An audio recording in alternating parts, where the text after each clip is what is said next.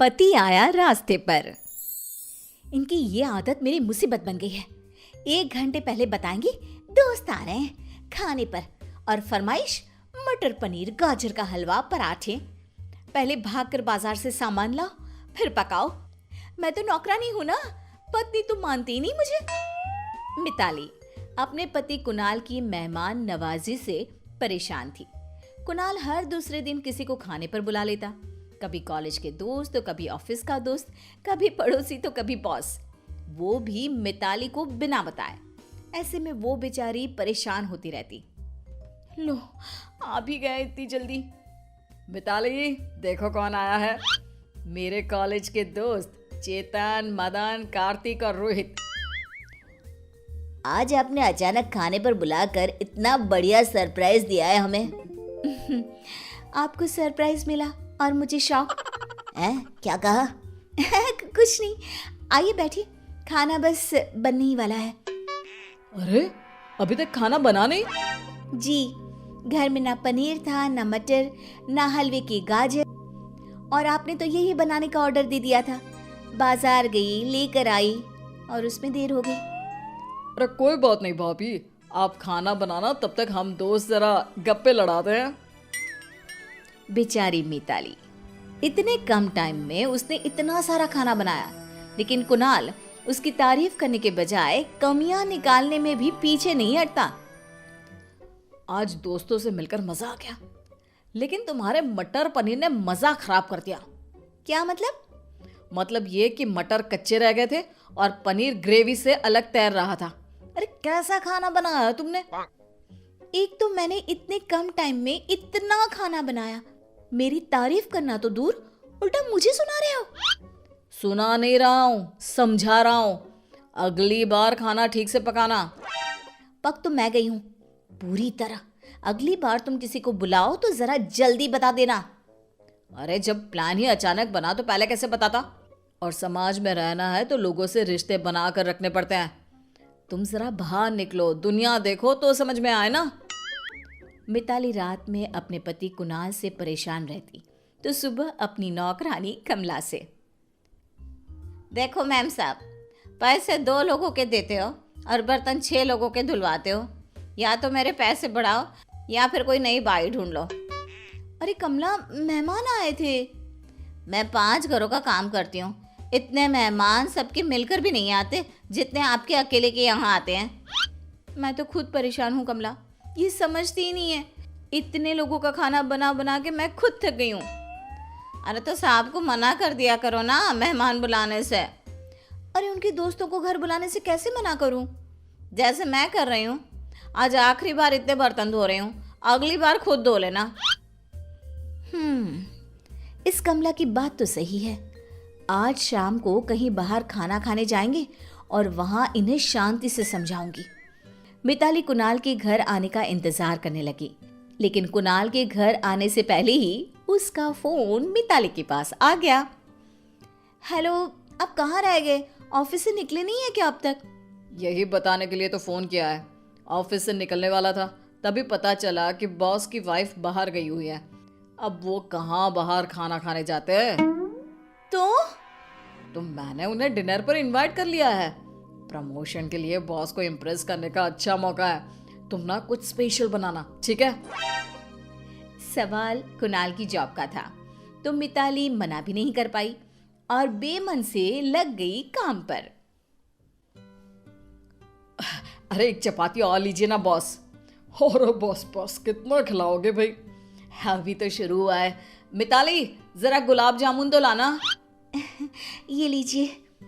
मिताली खाना बहुत टेस्टी बना है।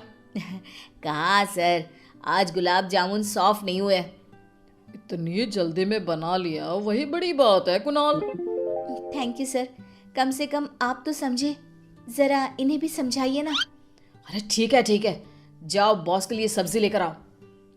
कुणाल को मिताली का बीच में बोलना अच्छा नहीं लगा। बॉस के जाते ही उसने मिताली को डांटना शुरू कर दिया। मिताली, क्या जरूरत थी बॉस के सामने मेरी बुराई करने की? शुरू तो आप ही ने किया ना, आपको क्या जरूरत थी मेरे गुलाब जामुन की बुराई करने की? अब गुलाब जामुन कड़क थे तो थे, गलत क्या कहा मैंने? तो मैंने क्या गलत कहा? आप कहाँ समझते हो? बस कभी भी उठा के बोल देते हो कि खाना बनाओ, मेहमान आ रहे हैं। ये होटल नहीं घर है और मैं तुम्हारी नौकरानी नहीं, बीवी हूँ। बीवी हो इसलिए तुम्हें समझना चाहिए, ये सब करना जरूरी होता है। लेकिन तुम कहाँ से समझोगी?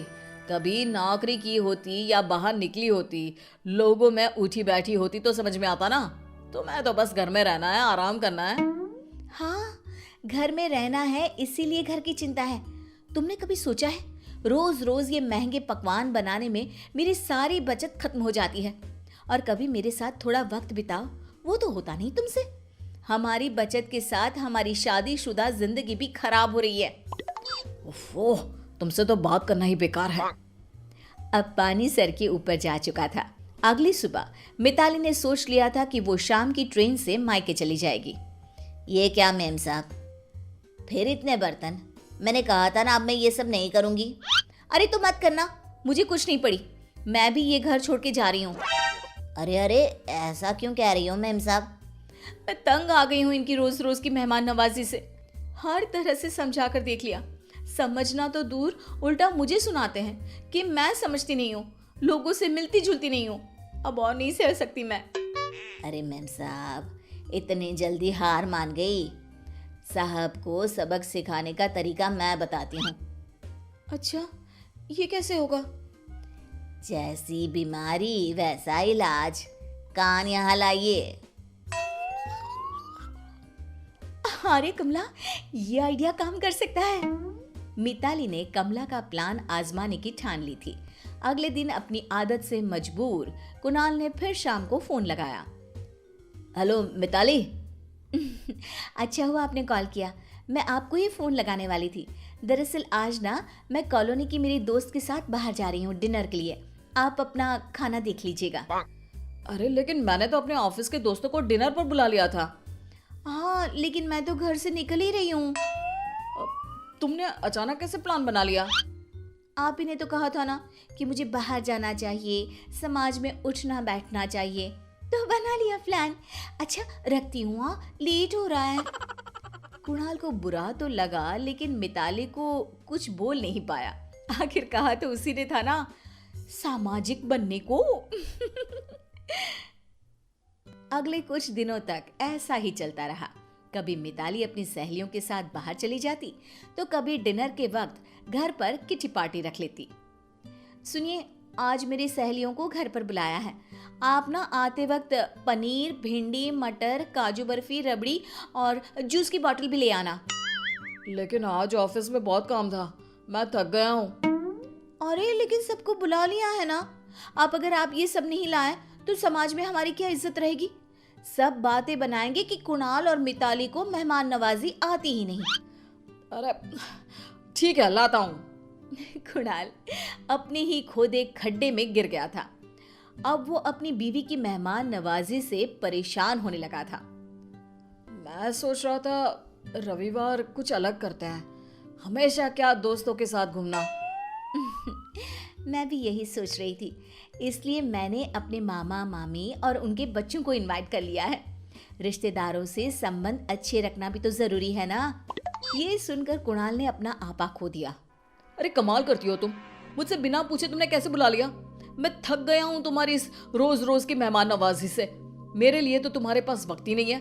कभी महिला मंडल तो कभी सोसाइटी की किटी पार्टी, कभी तुम्हारी बचपन की सहेली और अब ये रिश्तेदार। तुम्हारा एक पति भी है, ये याद है तुमको? तुम्हें याद रहता था कि तुम्हारी एक पत्नी भी है, जब तुम रोज किसी न किसी को घर पर खाने पर ले आते थे या दोस्तों के साथ बाहर चले जाते थे? तुमने सोचा था मेरे बारे में कि मुझे कैसा लगता होगा? बस खाना ही बनाती रहूं मैं। जब खुद पर बीती तो कुणाल को मिताली की बातें समझ में आने लगी। वो चुप हो गया। मेहमान नवाजी हो या सामाजिक व्यवहार, अति हर चीज की बुरी होती है। हर चीज का संतुलन जरूरी होता है। मैंने ये सब आपको सबक सिखाने के लिए ही किया है। तुम सही कह रही हो मिताली, मैं गलत था। मैंने कभी तुम्हारे बारे में सोचा ही नहीं कि तुम इतना सब कैसे करोगी। तुम क्या चाहती हो, तुम्हारा मन क्या है। मैं फिर कभी ऐसा नहीं करूंगा। मैं किसी को खाने पर बुलाने से मना नहीं कर रही थी, लेकिन बुलाने से पहले मुझे बताओ और थोड़ा वक्त मेरे साथ भी बिताओ। आखिर कुणाल की समझ में आ गया कि समाज और परिवार में संतुलन होना जरूरी है। इसके बाद कुणाल और मिताली वक्त वक्त पर आपस में समय भी बिताते और मेहमानों को घर पर भी बुलाते।